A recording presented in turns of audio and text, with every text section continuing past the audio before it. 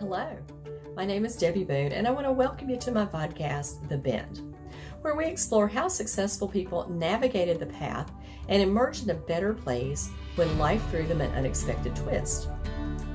It's inspired by one of my favorite sayings: the bend in the road is not the end of the road unless you fail to make the curve. These conversations will hopefully help you and inspire you to embrace your personal bend and to flourish. I hope you enjoy it, and if you need help with your own personal navigation and you're in veterinary medicine, please feel free to reach out to me at Debbie Boone to Manage Vets Consulting. Enjoy the bend and be inspired by our wonderful guest. Welcome.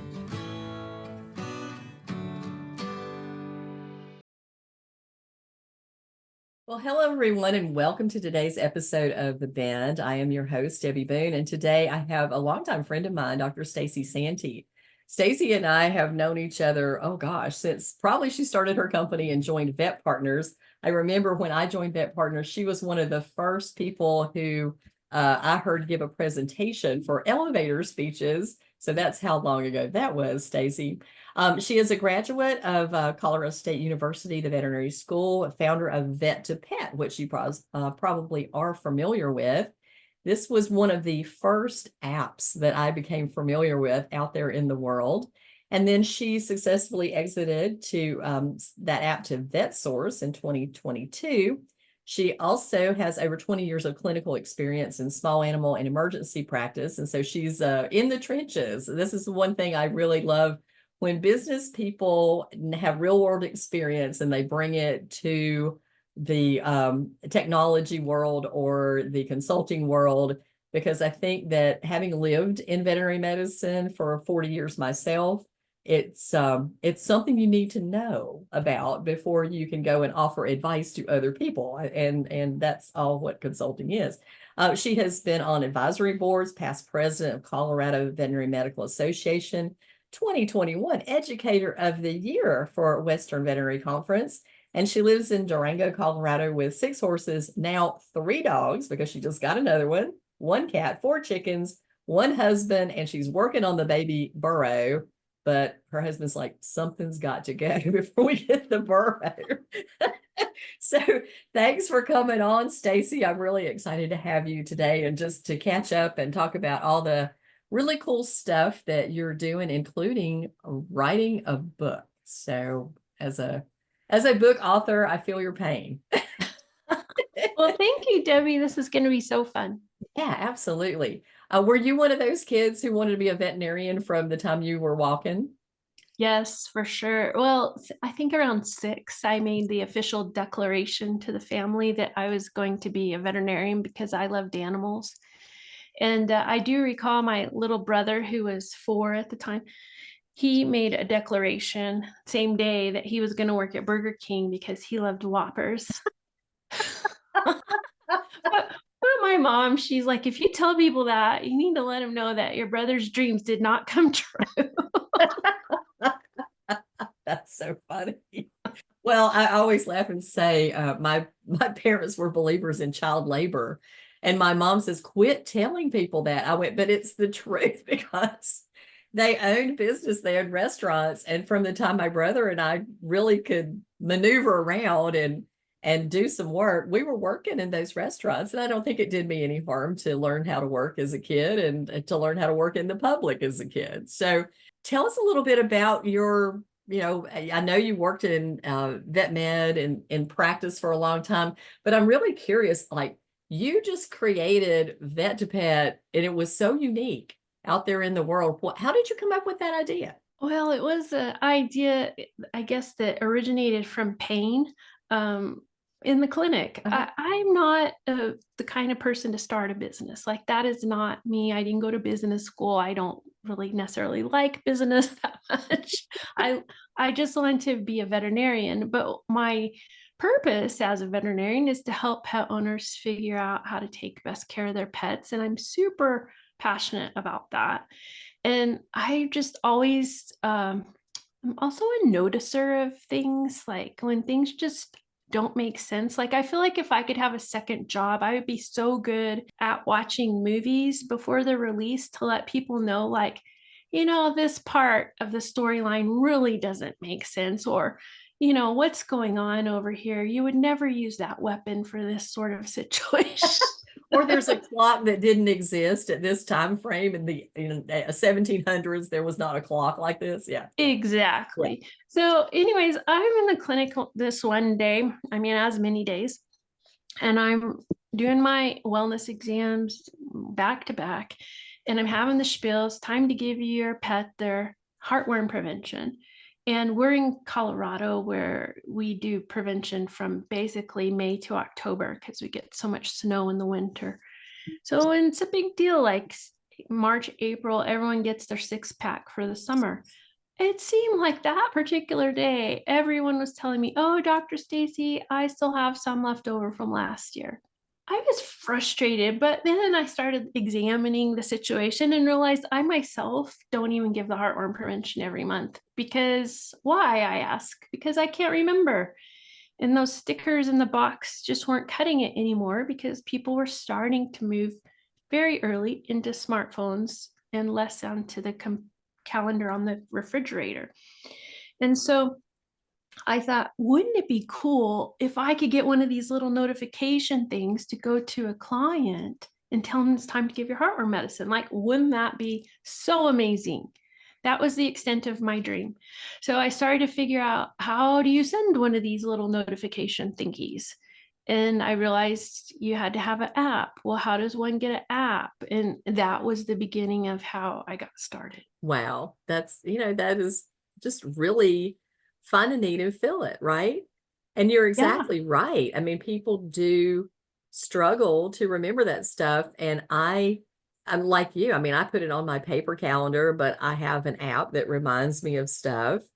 But I could be in Timbuktu and still not remember. So I think multitudes of ways to help remind people of doing what they need to do appropriately is always a good idea. Well, this So was in 2010, so it wasn't like we are getting as many, notifications were a very new thing. yeah, well, we were And still sending out paper postcards for things at that point in the game. oh, for sure, that's the main way, right? And then which still work, I think, quite Oh well, by yeah. the way. But I was like, okay, there's got to be an easier way. And I went to my manager and I told her, "Karen, I want you to email everybody on the first of the month in our whole practice and tell them to give their heartworm medicine." She's like, "I cannot do that." And it's just the limitations of our technology in Uh-huh. practice. At that time, you couldn't do it. We had pet portals.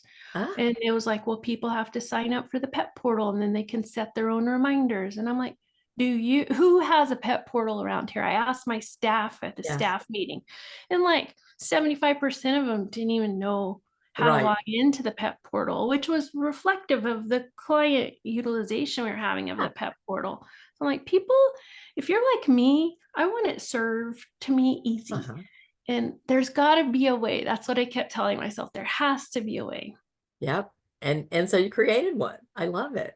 And so tell me a little bit about, because you were funny. You said I didn't want to be a business person. But you ended up being quite a business person, and this app got out into the world fairly quickly. And we were talking a little bit before we started about how to do that, because I feel like there's people out there, and of course you're doing a little bit of this, and so am I. There's entrepreneurs and there's consultants that just want to know how to get their message out into the world.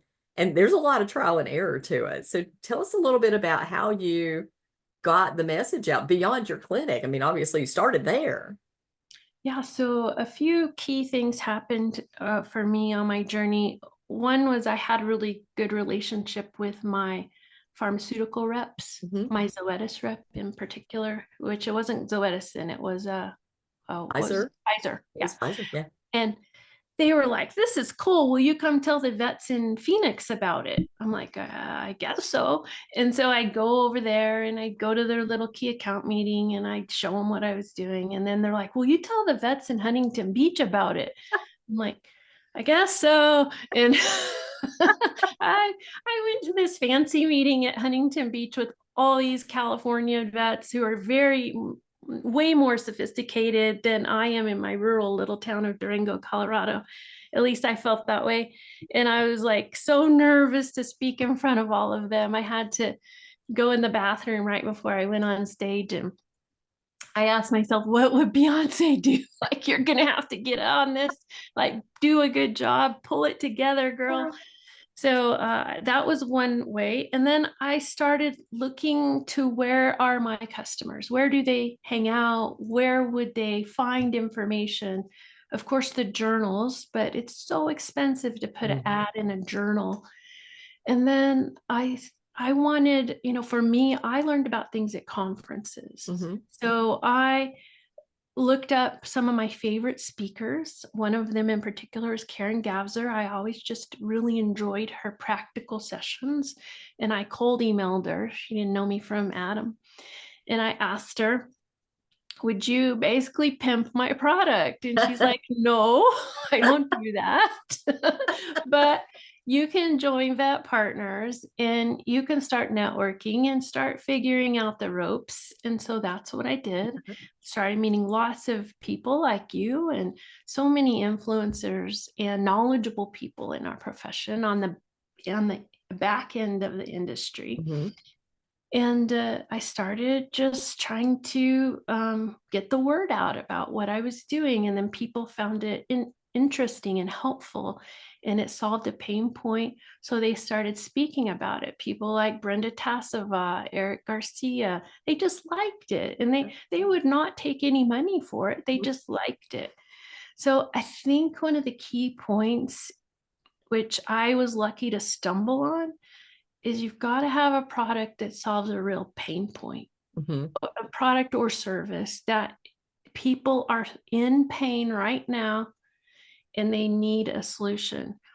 There's lots of products that I would consider vitamins, but when you can get a product that's more like an opioid, that's like people are suffering and they want the relief from this problem, it kind of starts taking off on its own.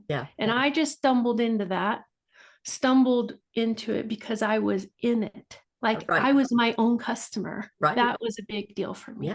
Yeah. And I think that's a really good point. Is like so many entrepreneurs that I have read about, it was a problem for them. And they thought, isn't there not a solution for this? And that's where you go, to try to find the answers to that problem and then bring it out to others. Because you figure, okay, if I don't like it, if I'm struggling with this, other people must be struggling with it too. This product got out there, and then a lot of products came on. It was like, oh, there's copycats, right? There's other products out there that do very similar things. And I think that became a real challenge for me, because a lot of people would reach out and say, hey, would you, talk about this like you did to Karen? And I would say the same thing Karen would say. I would say, if I like your product, I'll talk about it for free. If I don't like it, you can't pay me enough to do it. So that's the way it goes. But there were so many that were really good, that were out there, that were all coming along at the same time. So you made the decision to sell your product to a big company. How did that change your perspective? Because I want to get into the book that you're working, because this leads into the book. Yeah. Well, the company wasn't for sale. I was like, at that time, actually, I was all self-funded.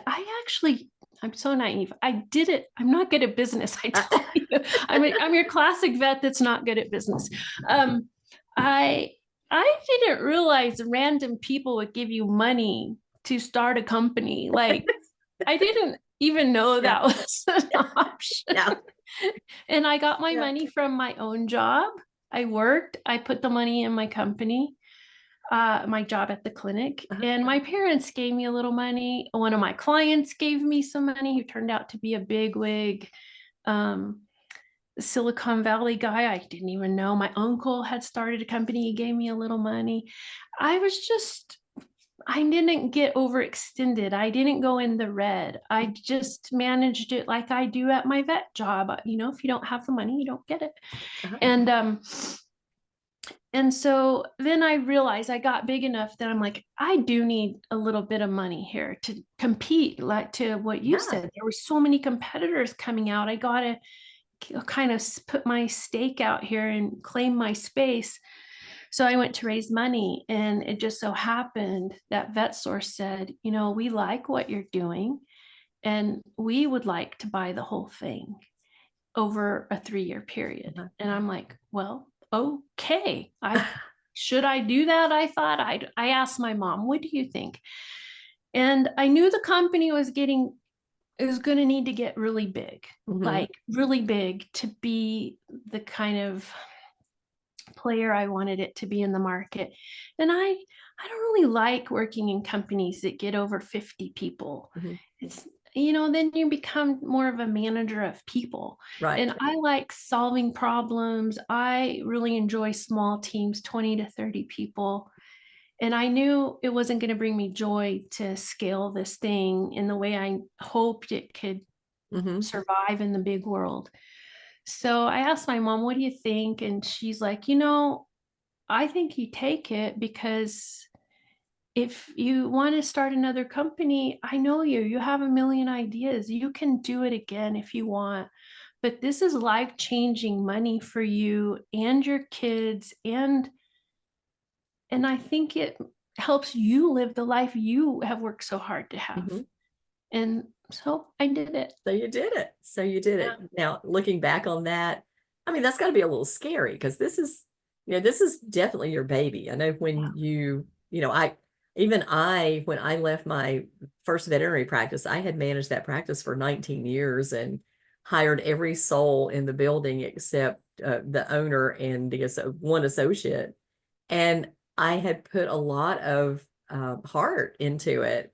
And so when I decided to leave, it was hard. And that wasn't even my business. So was it really hard for you to go, okay, I'll let somebody else? Yeah, it was, to be honest. Another similar situation is we had a house here. We live kind of in the country, and when we had the kids, we had this big house. My husband's a builder, 2-story, 4 bedrooms, 5 bathrooms.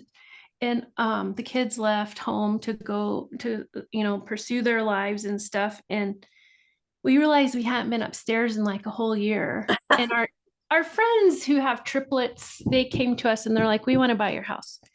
And we said, okay, do it. Let's do it. And we bought the lot next door, the acreage next door. And Ellis built us a smaller home there, 1 level, nice little 1800 thing.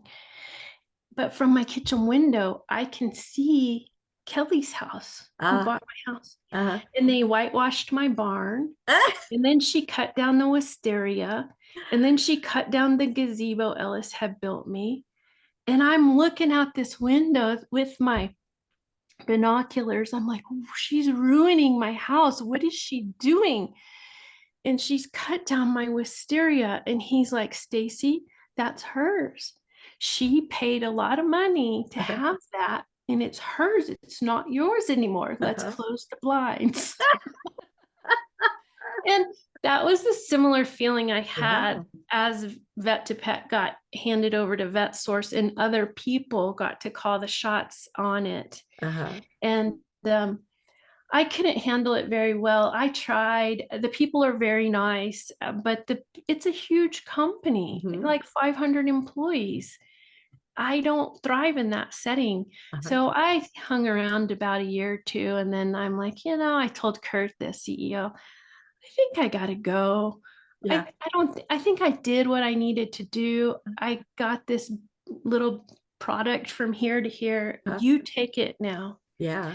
And the thing that happened to me, there's such a thing called founder's depression, where you get pretty kind of like, you're not getting those highs anymore. It is like riding a wave a little. And now you don't have anything. Your email box is empty. Your calendar is empty. You feel kind of unnecessary. And I started to think about, like, what was my purpose? And I think what I came to realize is that it wasn't this product, this app that was so amazing. It was like I had a lot of people that came on this journey with me, and a lot of customers that I was able to open their eyes maybe and show them the new ways of doing things. and even a launching pad for other companies to come and build off of what I had come up with. Mhm. And I realized it's about the people, it's not about the product. Mhm. Mhm. And the Yeah. people that pretty much all of my team still works for VetSource. And they have, they're making so much money as a salary and benefits. It's a great company to work for culture wise. And it gave them things. I mean, when you had to work for me, we didn't have insurance. Sure. Yeah. So I was pretty proud of that part. Yeah. Yeah. Absolutely. Well, you're right. I mean, it is. My husband's like, aren't you ever going to retire? And I went, I'll get there. But right now, I really have so much fun doing what I'm doing. And I focused a lot on new practice owners, like the entrepreneurs who are just starting. And I love independent practices. And, there's certainly nothing wrong with corporate if they're building a good culture, and it's all depends on who's managing it. That's truly, people go, do you want to work for this company or that company? It's who your manager is. It really doesn't have anything to do Well, with the company itself. I Um, I definitely learned about myself is I like calling the shots. Like, uh-huh. and I think I've been that way my whole life, to be honest. If I can't call the shots, my happiness goes down pretty quickly. Get it. I get it. I've never not been the boss. Mhm. In almost my whole career, because grew up the boss's daughter, and by default, you're automatically like in charge. And then when I got out of school, I was running one of our restaurants, again, in charge. When I left there for just 6 months, I was a part-time receptionist. But I left to go manage a fabric shop and then a jewelry store and then come back to manage a veterinary hospital. So except for 6 months out of my whole career, I have been the boss. And my husband has the same path. So we're two people in one house that both believe that they should be the boss all the Oh time. no. We've managed to figure it out, but still sometimes like, no, you're wrong, I'm right, kind of stuff. So now, I'd love to look back at this question and say, what do you think was your biggest career mistake? Hmm. My husband's just around the corner going, I'm right. My biggest career mistake. For me, it's probably, I think there's a few things that I could have done better. It's centered around employees. Maybe I let the wrong person go. I didn't try hard enough to groom a person or get them to where I needed them to be to do the job I was trying to get. I was young when I started managing the vet clinic, even. I didn't know how to do these things. So it's usually around that. Like if my actions change someone else's trajectory, Hmm. but that's also pretty egotistical to think that Hmm. I'm in charge of other people's future. Yeah. But I always want to make sure that I'm helping people and not hurting people. Same, I feel the same about animals. So I guess that would be some of my regrets around that. Mhm. But I think like I don't the thing about regret is you don't know what the other choice would have given you. Right. And it could have been worse. Yeah. And I think it's one of the lessons I've tried to embrace is Yeah. make the best decisions you can at the time, and you can't really look back because Yeah. there is no parallel universe that shows you what the other choice could have Yeah. done, and it Yeah. could have been worse. It could have been. Yeah, could have been. Yeah, I think the name of this is the bend, and there's always a bend in the road. And which bend do we take? Because that's how the trajectory of our life goes. So if you think even the simple thing is, for myself is like listening to Karen in 2000 and going, maybe one day I might like to be a speaker, and then never thinking about it again until I look back years later and go, well, who would have thought that this is where I would Yeah. end up after all this? And then deciding to leave a practice that I had managed for 19 years that I was extremely happy at. I mean, I had such autonomy that my practice owner wasn't even in the building for most of the time. He moved to Florida and we ran the hospital, and because he he was going to sell it. So he was going to establish residency in Florida because they didn't have state income tax. And then moving to another practice where I was really out of my element because I moved from a very kind of what I call the country club set, AHA accredited bells and whistles practice out into another AHA accredited hospital, but mixed animal, and then managing the shelter for the county. So there was such a learning curve for me to deal with so many different people. But then going back to my childhood where we served everybody in the restaurant, and some people came in through the kitchen door who just, were dressed in their clothes from working in a manufacturing mill, to people who were dressed in their Sunday best coming in the front door after church, and learning how to work with all kinds of people. I think is really the foundation of my success as a consultant. Was started out with that foundation as a child, but the decision to change jobs, change the trajectory of everything I did. And my old boss is, I talked to him not too long ago after I wrote my book, because I did a dedication to him in the beginning of it. And he said, I hated that you left, but none of this would have happened if you hadn't. And I went, yeah, it was sort of meant to be, because looking back on it, you can see it, right? You can see that was the bend in the road that led you where you are today. So yeah, there's mistakes. And like you, I do wish I had known what I know now. Josh Weissman and I had a conversation. I'm like, God, I wish I knew what I knew now as a manager then. I would have been so much better at my job, and I would have grown my people so much more. And one of the pivotal points for me was on a personal level, which was I ended up not having children. Mm-hmm. And I wanted children, or at least I thought I did, but then it didn't work out. I got divorced, and, life happened and it didn't work out. And I sometimes will think, like, what would my life be like if I had had kids? And my husband has 2 kids, so I still got to enjoy parts of being a stepmom, being a mom figure. But he's like, well, I don't think you would have had the career you have if you had kids. And I think we would be in a totally different place. And not that you would be unhappy, it would just be different. Yeah. And so, you just don't know. Nope. It worked out the way it was supposed to for me. Yep. I think so too. I think so too. I always like to talk about networking. We touched base on it a little bit when you talked about going into Vet Partners, but even when you came to sell your business, and now what you're doing to try to help other entrepreneurs, what's the value of networking for you? I mean, you can't do it alone. You cannot do it alone. And I think you have to come with the spirit of humility, a spirit of curiosity, and realize that you've got to figure out all the things you don't know. Like for me, I didn't know how to run a business. I have to figure this out. I don't know how to market a business. I've got to learn it. I don't know how to public speak. I've got to learn it.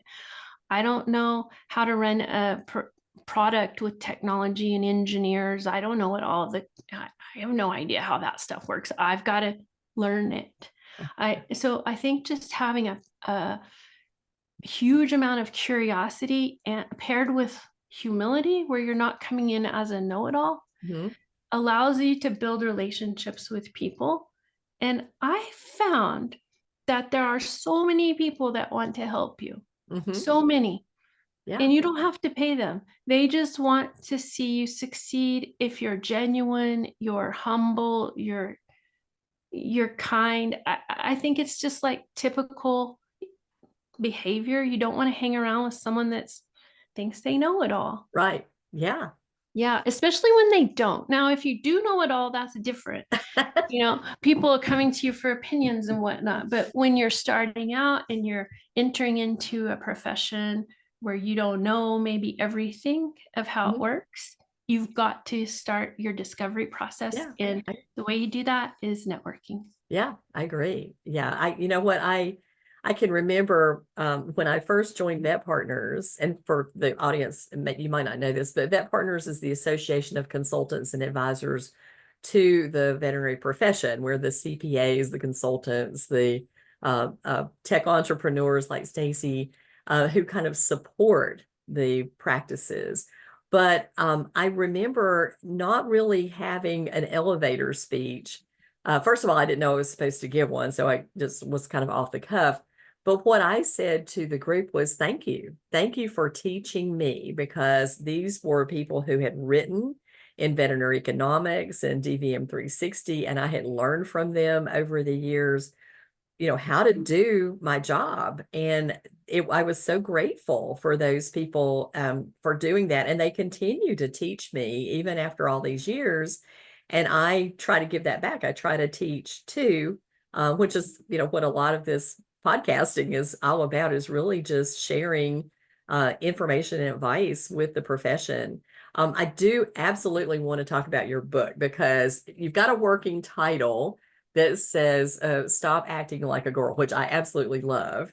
But tell us a little bit about, that journey to write that book. And I've seen a couple of your LinkedIn posts that are talking about that. And I love this so much.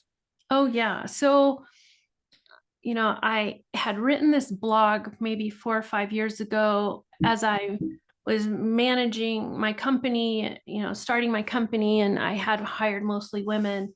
And I just started noticing that there are kind of traits or behaviors that women do that are kind of generational, like handed down behaviors of how a girl is supposed to act.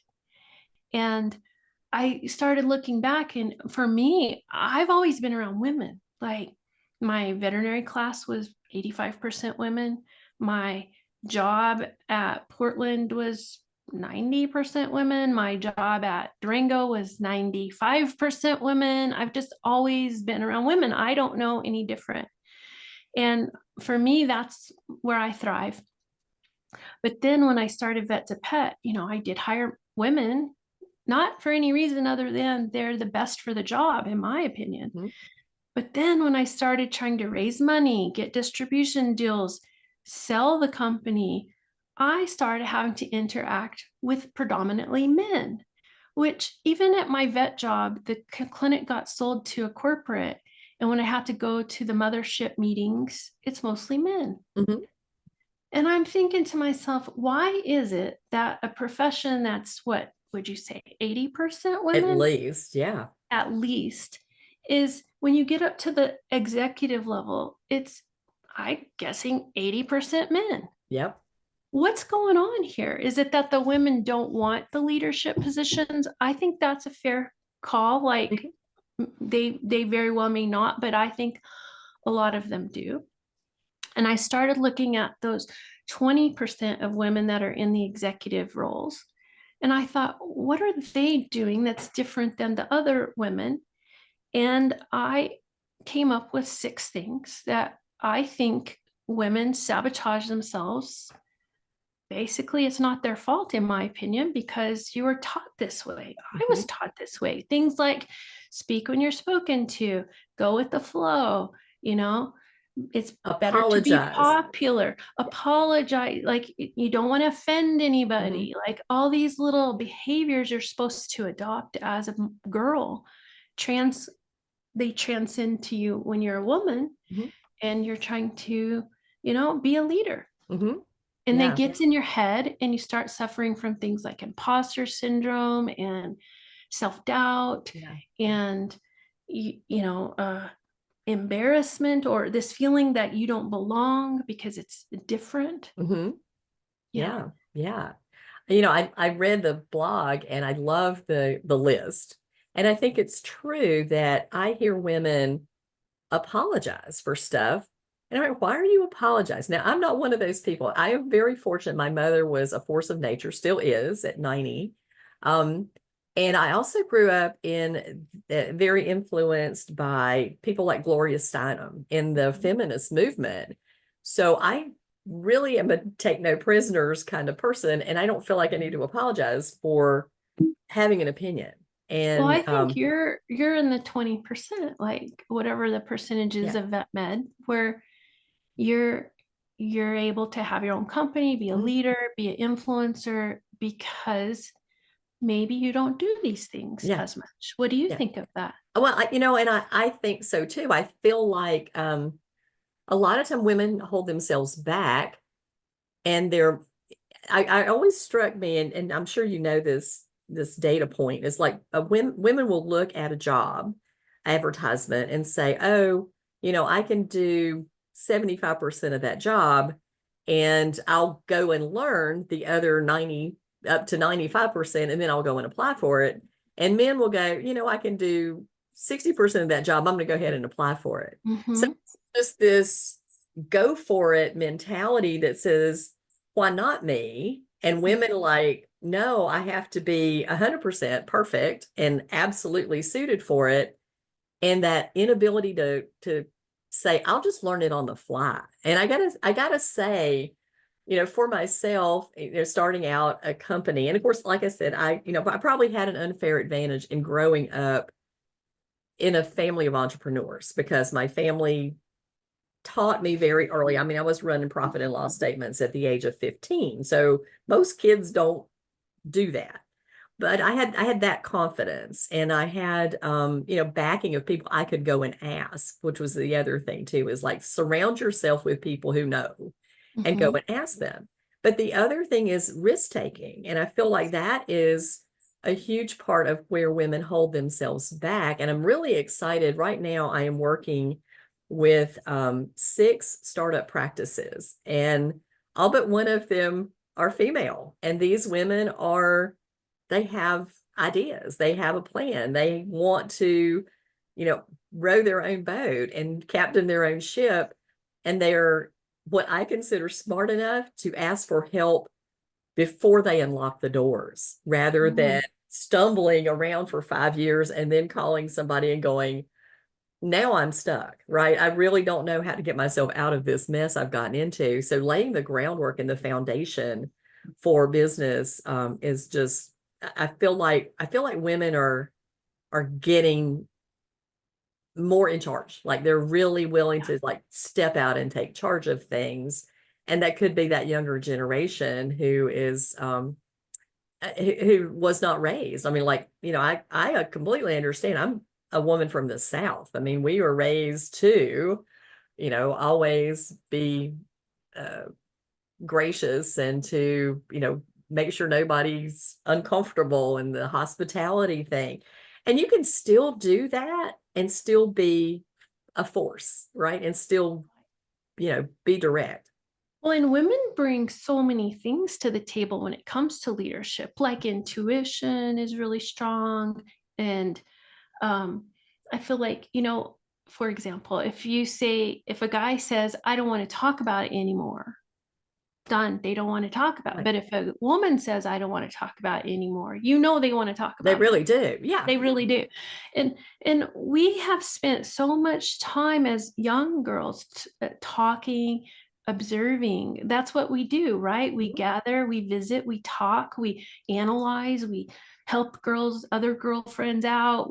What did he really mean? What did she really say? Yeah. I Yeah. mean, if it's supposedly you need 10,000 hours to be an expert at something, I would had 10,000 hours under my phone talking on the phone 10,000 hours under my belt talking on the phone by the time I was 16, Uh-huh. Yeah. reading what the bigger meaning is of situations, Uh-huh. which may or may not be true. Right. That's right. There's false storytelling involved in that too. But Yeah. I do feel like, women bring so much to the table that they've got to push past some of these things that are in their head Mm-hmm. so they can bring their self out in full force. Mm-hmm. And there's no reason you can't do it. Yeah. And some people say to me, well, Stacee, your tips sound like maybe we should start acting more like men. And I say, right now, we have to act a little bit more like men to get in the room.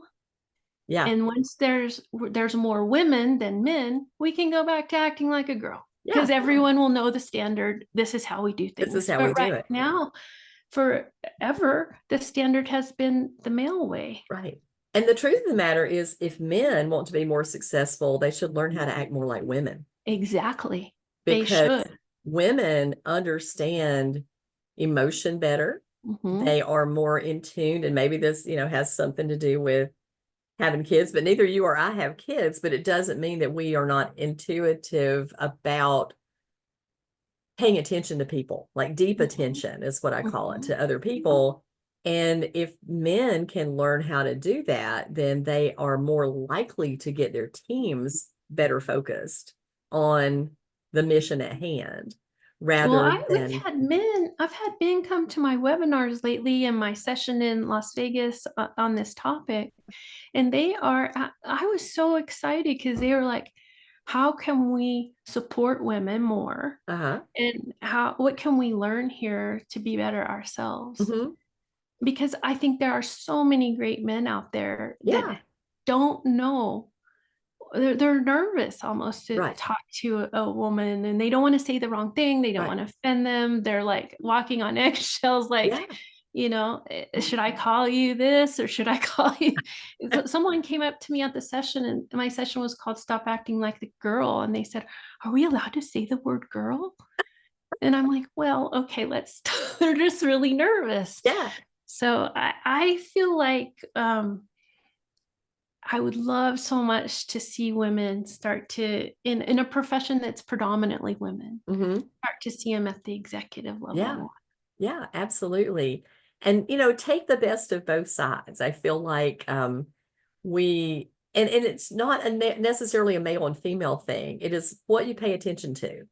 Are you paying attention to people? Are you paying attention to numbers? Are you looking at, how the team culture is built, and how are you taking care of your people? I mean, one of the things that you said when you sold your company is, now my team is better taken care of. Now they have benefits, they have insurance, they have great salaries. And so as a leader, we should want to take care of our people. And the people for me have always been primary. And then the financial stuff is secondary. You go, oh, gee, you're a business management consultant. That doesn't seem like it makes any sense. But I know for a fact you get the people right, the money shows up, Mm-hmm. because the people build your business and they Mm-hmm. build your customer experience. And we are in an era of the customer experience. And so, the thing that you built was a better customer experience where people were getting reminded for something they wanted to do, but they just kept forgetting to do, and helping them accomplish their goals. And so when we look at, giving a great customer experience, we are helping people accomplish their goals. And that goal is to have their pet live a really long, happy, healthy life in collaboration with their veterinarian, not that their veterinarian is, dictating, the authority coming down, but it's a partnership between the two of us. And until we start to learn that we're building a partnership, we're always going to struggle. We're always going to have a hard time with clients. We're going to have difficult clients because they feel like they have to fight against us instead of partnering with us many Yeah. times. Yeah. Yeah, for sure. Yeah. For sure. Yeah. So what advice would you give? I mean, obviously when you started Firefly Veterinary Consulting, because, you want something else to do now. We talked a little bit about that before we started recording, about helping entrepreneurs navigate the waters that you've already navigated. So tell us a little bit of advice about, what advice would you give an entrepreneur who has what they think is a unique idea? May not be, as we sometimes find out, but how would you advise them to go about starting a company? I think the first thing is you've got your great idea. You've got to get to a prototype as fast as possible. If we're talking a product or Mhm. even a service for that matter. And a prototype is not the same as an MVP, as a minimum viable product. A prototype is something that sort of simulates or creates somewhat the experience you're trying to do, the thing you're trying to do. Like Tony Hsieh with Zappos. Mhm. He had this idea, as we know, that you buy shoes online off a website, they get shipped to your house. So they went to the mall and took pictures of all the shoes in the shoe store, put them on a website. When people would make the purchase, they'd go to the mall and buy the shoe and ship it to them. So they were trying to see if it could stick, right? If Okay. people would use it, if they liked it, and if it matched what was in their head.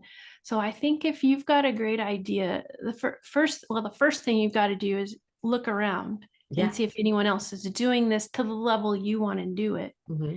And you might find people are doing it, but maybe you've got a spin on it or a twist that's going to make it even better. But Mm-hmm. be clear on what that thing is that's making it better. But once you're past that, you've got to get to a prototype as cheap as possible so you can validate that this is a good idea. And it's not just in your head, because before you go spending your 401k on this, which I would never recommend you do, No. raise money now. I know you can raise money. Yes. You know that before. But do a prototype. Like for me with mine, I took a handful of clients, right? And I can text them, it's time to give your parasite prevention. Mm-hmm. And then I can call them up and say, did you get it? Did you like it? How did that feel? Do you think it would make a difference in your behavior? You know, there's a way to test things before Mm-hmm. you go all in. Yeah. So try to do that first. That's my big advice, Mm-hmm. because I've seen too many that I would like spend all this money and end up with something that doesn't quite, it's like a square peg in a round hole. Yeah. It's not quite hitting product market Right. fit. Right. Yeah. Well, and we were talking earlier about people who think they have an idea, and but they don't know enough about the space Mm-hmm. to understand that it's maybe not unique or not viable. And so you've got to do your research. You've got to do your homework. And it looks like, everything's an overnight success, but there was years of background that went into that, and years of study and years of research that go into it. And I feel like people, I grew up in the restaurant business, and 60% of all new restaurants fail. If you look at veterinary hospitals, I mean, only like 5% fail. And so banks love veterinary medicine for that reason. But 60%, and my mom has always said, yeah, people think just because they like to cook that they can own a restaurant, or that they have something unique that the public will like. But just because you like Peruvian food does not mean that you have enough of an audience for Peruvian food to make sure that that's a viable business. And so that testing really comes into play. Will it work? And the other thing is, ask people who are not yes men, right? Yes. There's so many people. I was working with this one company, and her idea was like not hitting for me. And I showed her, like, here's some big problems you have. And she's like, no one's ever said anything like this to me before. And I said, because people are generally nice. Yeah, They don't want to crush your dreams. right. So you've got to find people that will tell you their true thoughts on the subject. Yeah.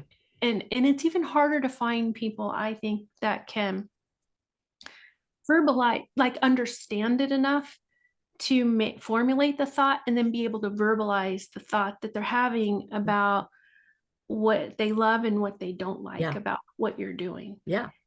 That's very hard to find. And I see so many companies, there's like survey vets, they'll go to vets, they'll take them to dinner, they'll, whatever they're going to do. I'm like, that's the worst thing you can do, because veterinarians are some of the nicest people. And if you just bought me dinner, why am I going to insult you or tell you that I would never use this thing? Yeah.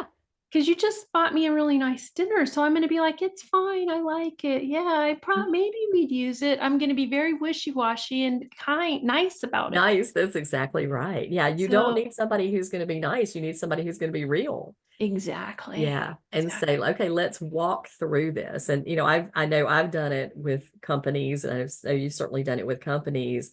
And so what will this look like in vet med? And what will it look like in practical use in the clinic? Who's going to do it? Can the overwhelmed manager take on another project? And this is another project for the manager.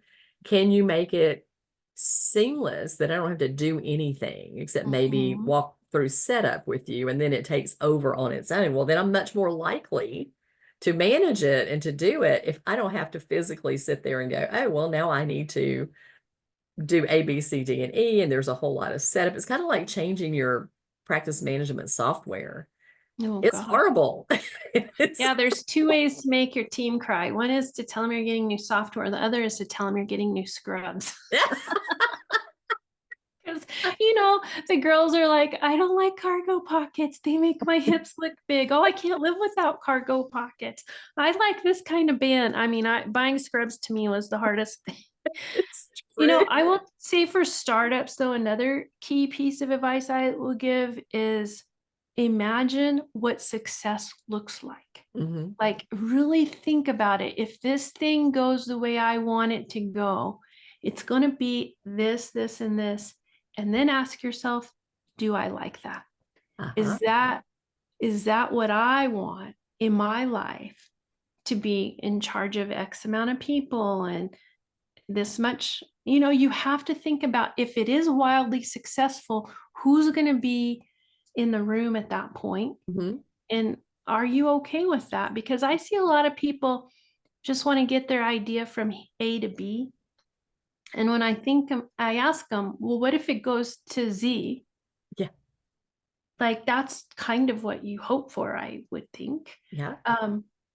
What does that look like? And what's the big picture here? Mm-hmm. Mm-hmm.